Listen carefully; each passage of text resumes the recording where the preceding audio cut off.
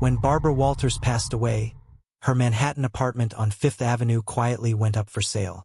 It was a sprawling, elegant co-op in a historic pre-war building near Central Park, 14 rooms of polished marble, parquet floors, and a library that once held some of the most significant interviews of the century. The walls had seen presidents, kings, movie stars. She died there peacefully, we were told, in her sleep. We didn't think much of it. We were the buyers, Daniel and Grace Milford. Late 30s, professionals. Grace worked in publishing. Daniel was a television producer. The idea of owning a piece of broadcasting history appealed to me in a romantic, egotistical way. I remember saying during the walkthrough, "Imagine what these walls have heard." That sentence I've regretted ever since. The first few weeks were calm, even magical. The apartment had been preserved almost like a museum. Custom bookshelves, crystal chandeliers, gilded mirrors, her writing desk untouched in the corner of the study. We left much of it as it was, out of respect and aesthetics. Felt like we were living in a kind of shrine. But strange things started happening. Books fell from shelves in the middle of the night. Not one or two, a whole row at once. We blamed the dry air and shifting humidity. Then we heard a phone ringing. Not our phones. A distant rotary chime echoing through the apartment. We thought it was from a neighboring unit, until we traced the sound to an old landline jack near the study desk. The cord had been cut. Still, these were old building quirks, we told ourselves. About a month in, I came home late from the studio. Grace had already gone to bed. I poured myself a drink and turned on the television. Static. I flipped through the channels, just white noise. I was about to give up when I heard it. A voice, muffled at first. "This is Barbara Walters." I froze. The screen flickered, and a black and white image blinked through the haze. Not a channel, not a cable feed, just her in mid-interview. She was staring directly ahead, but not at the camera. At me. The image cut out before I could record it. Grace thought I was dreaming. A week later, Grace found the library door wide open one morning, though we both remembered locking it. Walter's leather chair, the one that faced the window, was turned around. "I feel like someone was just sitting here," Grace said. She started having trouble sleeping. Said she heard whispers in the hallway. A woman's voice, clear but soft, asking, "Are we rolling?" Or, "Tell me what you were feeling in that moment." The kinds of things Barbara would say during interviews. One night Grace jolted awake, saying she saw a figure standing near the bed, an older woman with short hair, wearing a pale silk robe. Watching. We didn't keep silk robes in the apartment. I started watching Barbara's old interviews compulsively. Not out of interest anymore, out of fear. I was searching for something, though I couldn't name it. Pattern. A signal. The tone of her voice in certain clips sounded exactly like the one we heard in the apartment. It wasn't just replayed recordings. It was her. We brought in a friend of mine, a sound engineer, to check the walls for old intercom systems or recording feedback. He found nothing. But as he stood in the study with his parabolic mic, the signal picked up a faint voice. "Why do you think people are afraid to be vulnerable?" He dropped the headphones and left without saying a word. After 6 months, Grace wanted to leave. She said the atmosphere was always listening. She couldn't work. She couldn't sleep. She began talking about having dreams where Barbara Walters was interviewing her, but it wasn't a dream, she insisted. In the dreams, she couldn't speak. Barbara would just sit, nodding, waiting for answers that never came. I stayed a little longer, trying to hold on to the place, to justify it. I told myself it was just the weight of legacy, that some homes carried emotion like a fingerprint. But one night I walked past the library and the door slammed shut on its own. The lights in the hallway dimmed. From behind the door, I heard her voice. "You're not ready to tell your story, are you?" That was the last night I stayed. The apartment is empty again now. Listed discreetly, quietly shown. Barbara Walters never left that space, not entirely. It was more than just her home, it was her stage, her sanctuary, her confessional. And perhaps in death, as in life, she's still waiting for someone to talk to. But the truth is, in that apartment you don't talk. You get interviewed. Don't forget to subscribe and like if you liked this story. It's been nearly a year since we moved into the apartment, and despite our intentions, we never really settled. Every time we tried to make the place feel like ours by moving a painting, rearranging furniture, or boxing up her books, the atmosphere would shift. The air would grow heavy, the temperature would drop inexplicably, and we'd find ourselves returning everything to where it had been before. It was easier that way. The apartment wanted to remain hers. Grace began spending more time outside. Cafes, libraries, long walks in the park, even sitting at the museum for hours doing nothing. She said the air felt better there. I tried to work from home, but the study, the one Barbara used, never felt right. I would sit at her desk, trying to focus, and feel a presence behind me, just beyond the edge of my peripheral vision. Not aggressive, just observant, like I was being watched or judged. One afternoon in October, I found Grace sitting on the edge of the bed, staring blankly at the closet door. I sat next to her. She didn't look at me. She came to me again, she whispered. I asked what she meant. She was sitting in the chair in the corner of the bedroom, just watching. She didn't speak this time. She looked disappointed, like I had failed an audition. That night I moved the chair out of the room, but by morning it was back. Around November, I discovered a hidden drawer beneath the bottom shelf in the study. It was cleverly concealed flush with the wood grain, no handle. I only noticed it because one of the floorboards near the desk creaked differently when I stepped on it. Inside were 6 VHS tapes in black cases, unlabeled. I had an old player in storage. Curiosity overrode caution. I set it up in the bedroom while Grace was out. The first tape was silent black and white footage of Barbara at her desk, our desk now, speaking to someone who wasn't visible in frame. Her expressions were calm, even gentle, but her mouth wasn't moving. Still, her voice played faintly through the speakers. What is it you're trying not to say? The video had no timestamp, no credits, just 20 minutes of that one unsettling shot. The other tapes were similar low-quality, intimate angles of the apartment, seemingly shot without awareness of the camera. Some focused on a dark hallway, others on the mirror above the fireplace. And in each one, there was that same voice. Not recorded, but present. Clear, warm, clinical. People wear masks, but your silence is also a kind of answer. I told myself it was some artistic project. Maybe her personal experiments, or even a psychological game for guests. But why hide them? I didn't tell Grace. The mirror in the main hallway was something we had agreed to remove. It was tall, old, with heavy gold trim and a cracked base. But when movers arrived to take it, they left within 5 minutes. One of them had tripped near the frame, cutting his hand, and refused to come back inside. He kept saying, "There's someone behind the glass," even though it clearly showed nothing but an empty hallway. After that, Grace refused to pass the mirror at night. She started sleeping in the guest bedroom. I started staying up late, watching the hallway from the living room. I didn't know what I was waiting for, but every so often, I'd see a flicker in the mirror. Just a flicker. A small blur in the upper corner, like someone turning away. It was just after midnight in early December when I was woken by the sound of the old phone again, the one in the study. I knew it had been disconnected. I had even removed the wall plate, but the sound was unmistakable. A sharp, vintage ring that echoed like it came from deep underground. I got out of bed, the apartment silent except for the echo of that ring. The hallway light was dimmer than usual, like it was struggling to stay on. I walked toward the study. The door was ajar. Inside, the tape player was on. That wasn't possible. I hadn't touched it in weeks. On the screen was Barbara, seated exactly where I was standing. Her head tilted slightly. Her lips moved slowly. "Daniel," she said, "why are you here?" My heart slammed in my chest. I reached for the remote, but it wasn't in the room. The screen flickered. "You came for the story, but the story is you." Her gaze fixed on the camera. No, not the camera. On me. Somehow, impossibly, as if this wasn't footage at all but a live broadcast.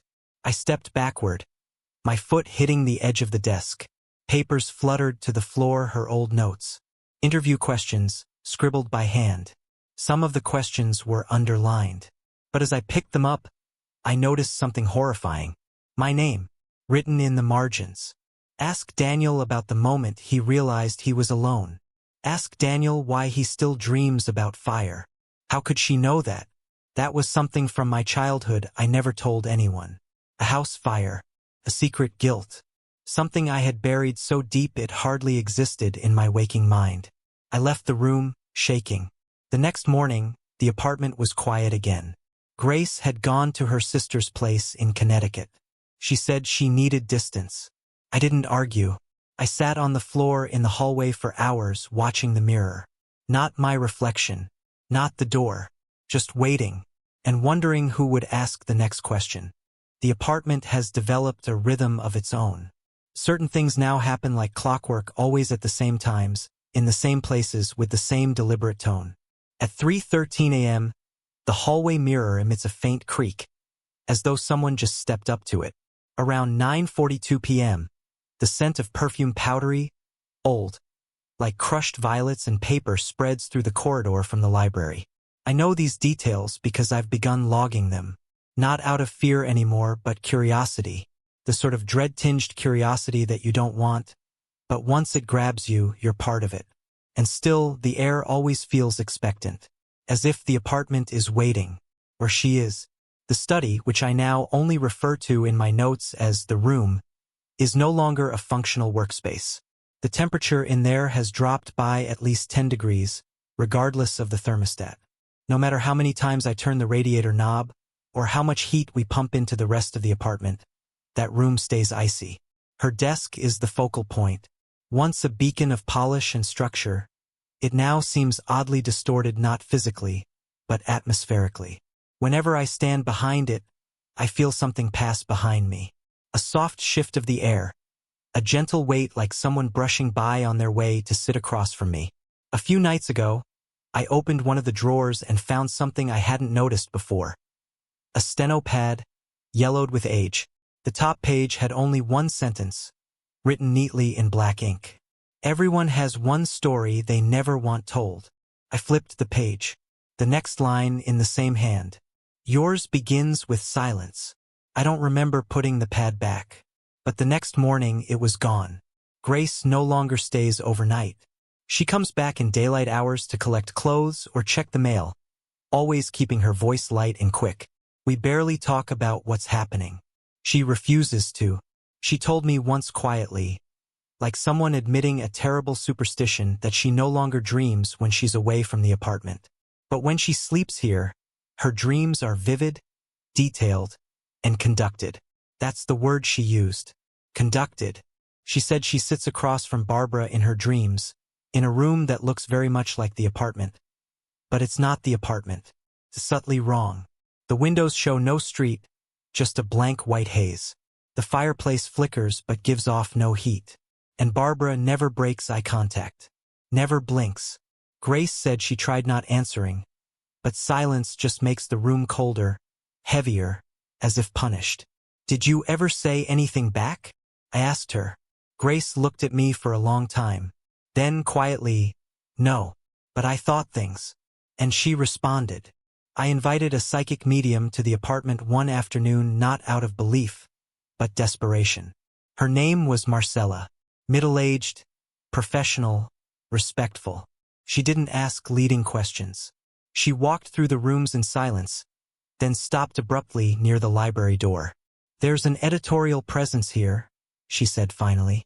I asked what that meant. She evaluates. She doesn't haunt in the usual sense. She doesn't wander, or weep, or relive pain. She analyzes. And when you walk through here, she isn't watching you like a ghost watches a stranger.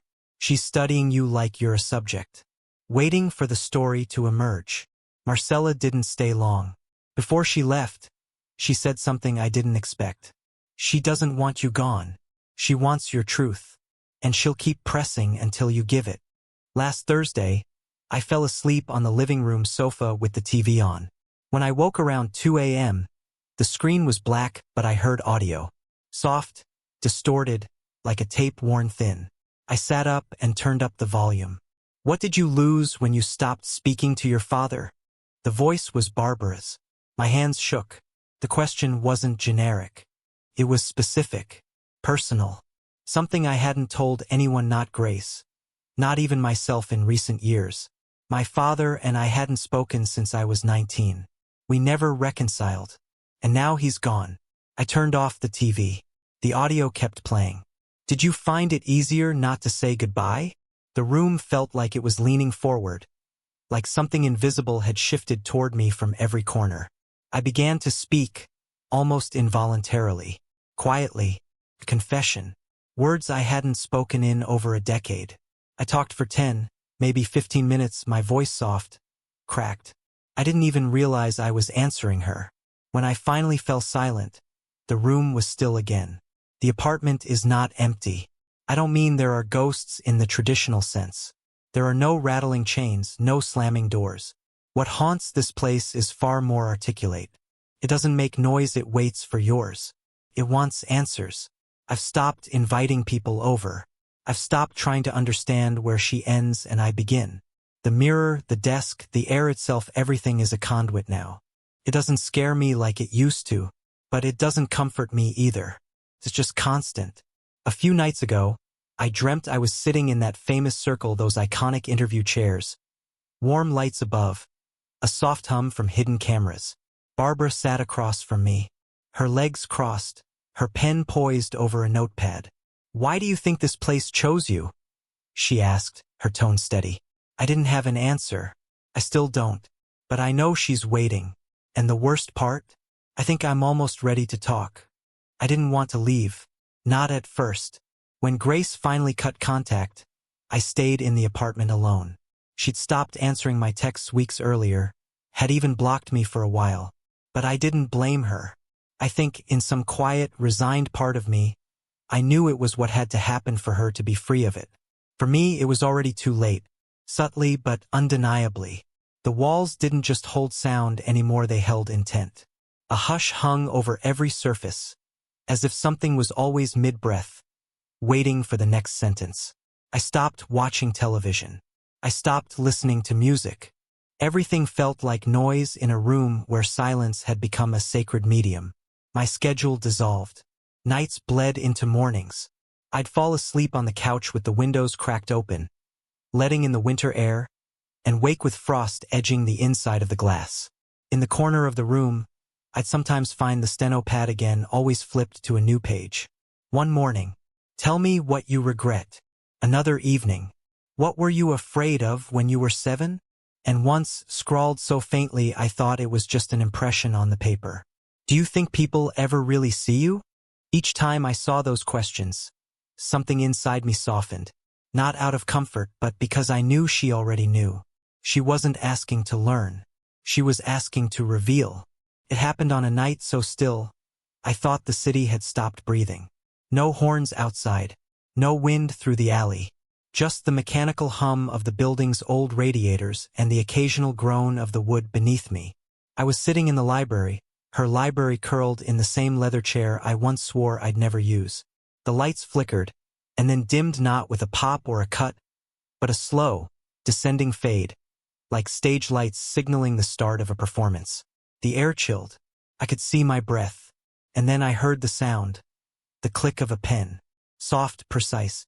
When I looked up, she was seated across from me. Not a ghost in the way people expect. Not translucent or floating. She looked solid, composed. But she didn't belong to the world I knew. There was something archival about her presence, like she was a memory preserved in perfect clarity. Stepped out of film and into the flesh of the room. Barbara Walters sat across from me, legs crossed, notepad on her knee, and eyes locked on mine. Sharp, intelligent, patient. She didn't speak right away. She just waited. I opened my mouth. Nothing came. She tilted her head gently, a single brow raised. Not condescending, just curious. Then softly, "What is the thing you never said aloud?" I exhaled a breath I didn't know I'd been holding. My throat burned. And then I began to speak. I spoke about my father. About the day he left. About the way I'd rehearsed apologies but never delivered them. I spoke about Grace. How I had sabotaged the relationship, quietly, by never letting her truly see the messy, flawed things underneath my carefully constructed calm. I confessed to fears I didn't know had names, to dreams that died so slowly I thought they'd simply never existed. And Barbara, she listened. The whole time, her face a steady mask of kindness and scrutiny. Not cold, not cruel, just exact. She didn't interrupt. Not once. But when I finally fell quiet, when my voice cracked and gave out, she leaned forward ever so slightly and asked, "Now that you've told your story, who are you without it?" That was the last thing I remember clearly, because after that moment, the room seemed to shift around me. The lights, the air, even the chair beneath me, it all dissolved into a kind of overwhelming brightness. Not light exactly, more like exposure, like standing beneath a spotlight and feeling your skin become transparent under it. And then, nothing. I woke on the floor of the living room. Afternoon light spilled across the carpet. The place felt different. The pressure was gone. The silence was natural again. I stood slowly, legs stiff, back sore, and walked the apartment from end to end. The mirror reflected only me. The study felt warm. The steno pad was gone. So was the VHS player. The desk drawers were empty. The tapes had vanished. And in the library, the chair I had sat in the night before had been moved back toward the window, just slightly angled, as if she had gotten up and taken one last look at the skyline before stepping away forever. I left the apartment 2 days later. Quietly, without ceremony. I didn't try to sell it. Didn't try to explain. I handed the keys to the co-op board with a short note. "History lives here. Please be gentle with it." Grace met me weeks later, at a small coffee shop on the Upper West Side. We talked about everything except the apartment. She looked relieved to see me smiling again. I think I was relieved to be smiling at all. Barbara Walters did not haunt that home. Not in the way people mean when they talk about ghosts. She lingered. Her presence, her discipline, her endless search for the truth, these things soaked into the walls, into the carpet, into the grain of the bookshelves and the flicker of the lights. She wasn't angry. She wasn't lost. She was still interviewing, still listening, still helping people tell the stories they never dared to say aloud. And when my story was finally done, when I answered the last question, the one I hadn't even admitted I'd been avoiding, she let go.